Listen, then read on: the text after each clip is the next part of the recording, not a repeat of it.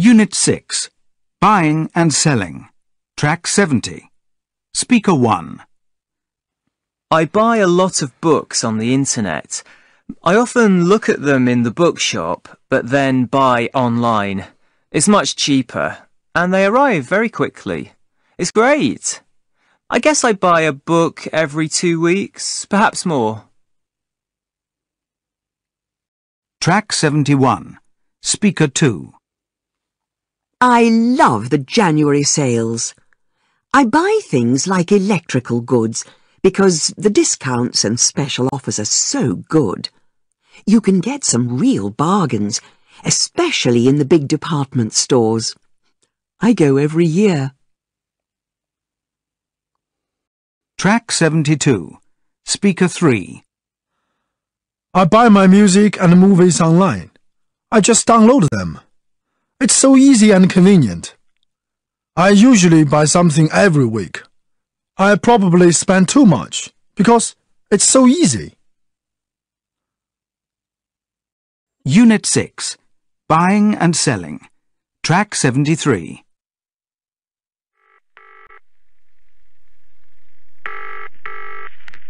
Hello, can I speak to Alex Dodd, please?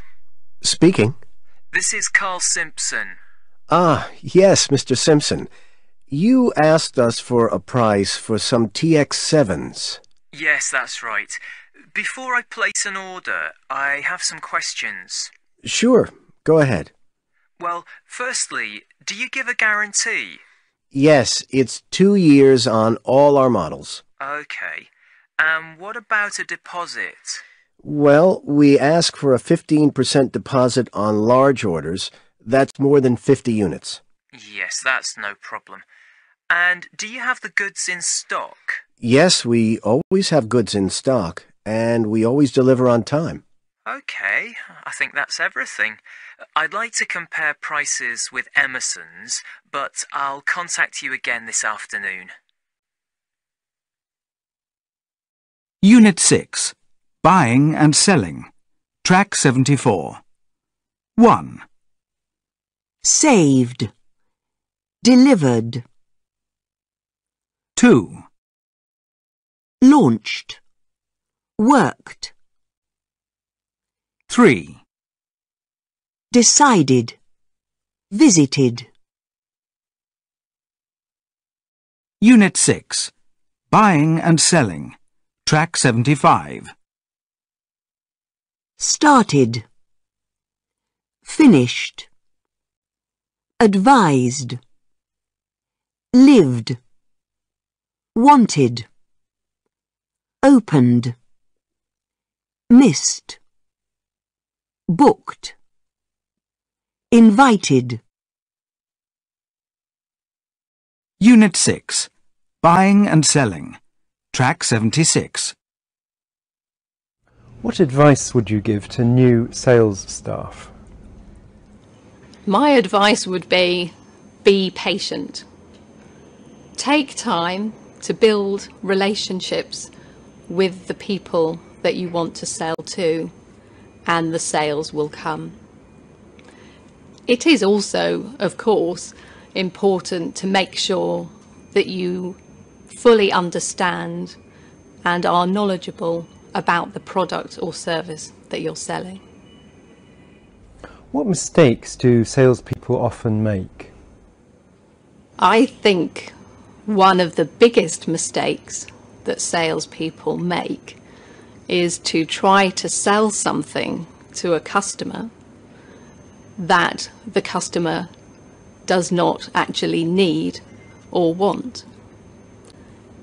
It is much better to take time to understand what the customer wants.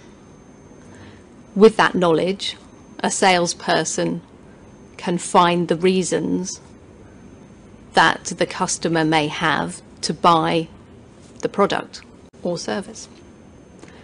And anyway, customers like to be listened to, not to be talked at. Unit 6. Buying and Selling. Track 77. What qualities do you need to be a successful buyer? To be a successful buyer, I think requires a lot of preparation. It's about working out the maximum price that you are prepared to pay. It's about contacting several different suppliers, asking for a written quotation of the cost and services and products that are being offered. And it's also about being prepared to look at ways of getting additional extras perhaps, or some discount for ordering a higher volume of the product, for example. And finally, it's important to be prepared to walk away from the purchase if you're not happy with what is being offered. Unit 6. Buying and Selling. Track 78. What's the best thing you have bought? I think the best thing I ever bought was a house. This was about 8 years ago. The house had some extra land around it, and the seller was asking for a very high price. I put in a much lower offer, which was not accepted. But over a period of 18 months, with lots of different negotiations and some patience on my part, I was prepared to wait for that time. Eventually, I bought the house at a much lower price than had originally been asked for. Unit 6. Buying and Selling. Track 79. So, tell me a little about Mikael Olsson's early life. Well, he was born on December the 27th in 1957 in a town in the south of Sweden. He studied industrial design and marketing at Linköping University. That was in the late 70s. What about his career in IKEA? Well, Mr. Olsson got his first job in 1979. He worked as a carpet salesman in the IKEA store in Linköping.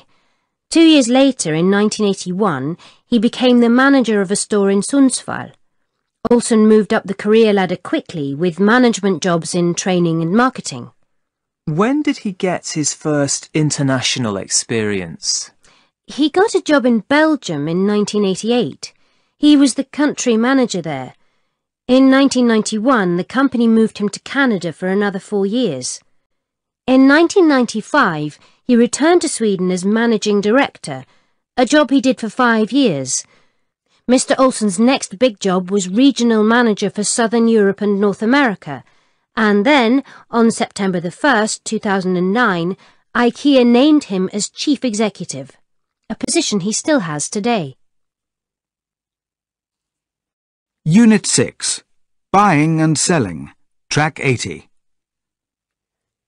Hi everyone, I'm Carol, and this is the new cachet bag from Tina Fashions. It's stylish and fashionable.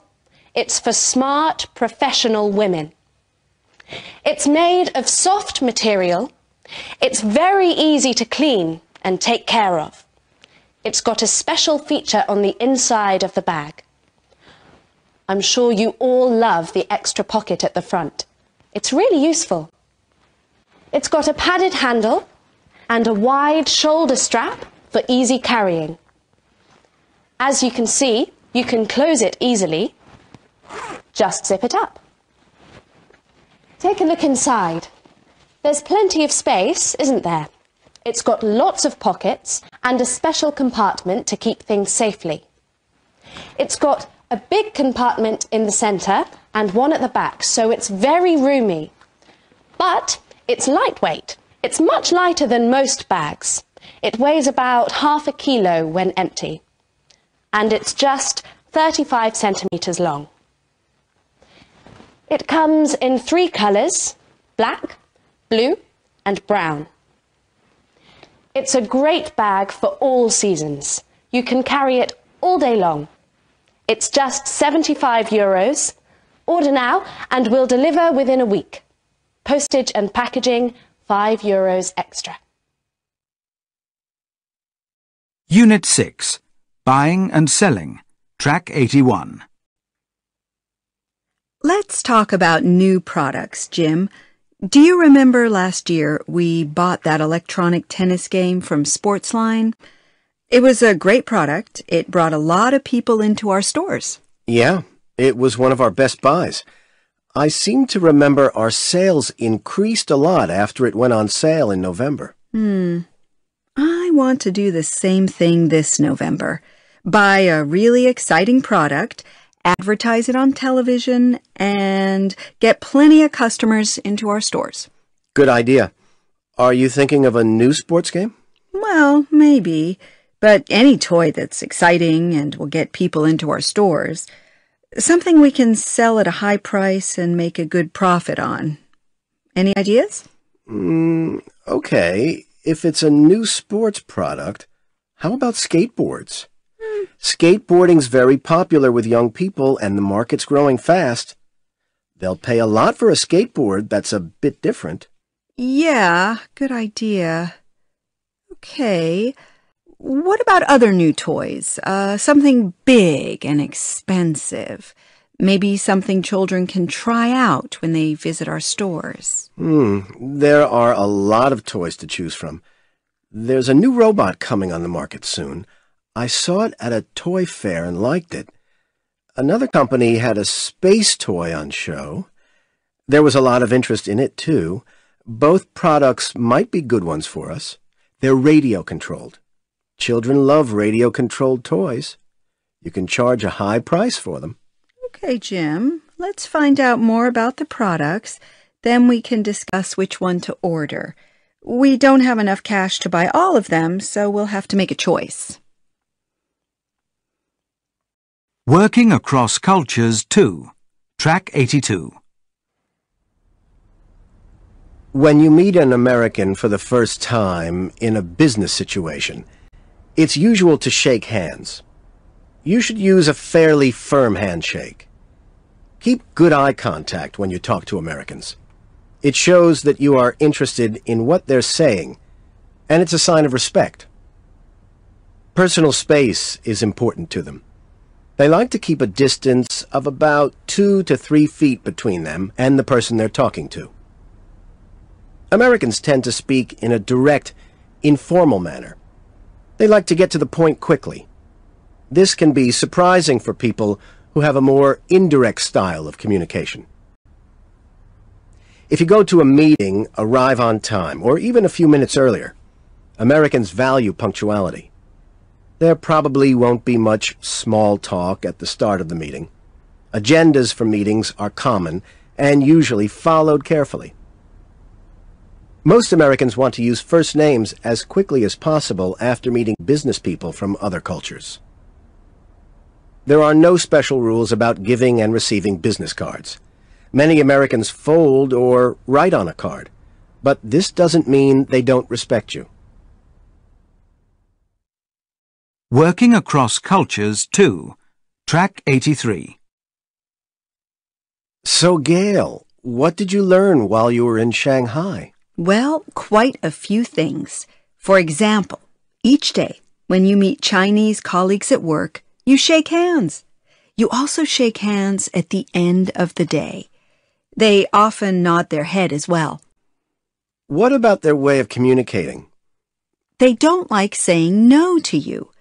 If a Chinese person says no, it can make the other person feel uncomfortable. The other person loses face, and that's not good. So, instead of saying no, they'll say maybe, or we'll see, or perhaps. But that's really their way of saying no. So they express themselves more indirectly. Yes. The Chinese often express themselves more by body language rather than by words. You have to watch their body language, their facial expressions, their gestures, to work out what they really mean. Okay, interesting. What about other differences? There are plenty. When you talk to Chinese business people, it's best to use their title, such as Mr., Mrs., or Miss, followed by their surname. I always used their last name and their title. For example, I'd say, "Good morning, Chief Engineer Zhang." And what about business cards?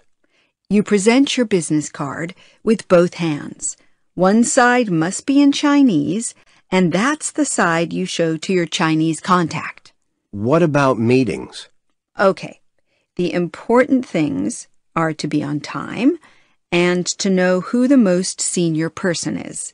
It's usually the oldest person in the room. You mustn't interrupt people in meetings or talk over them. It's important to show respect at all times, so your Chinese colleagues never lose face.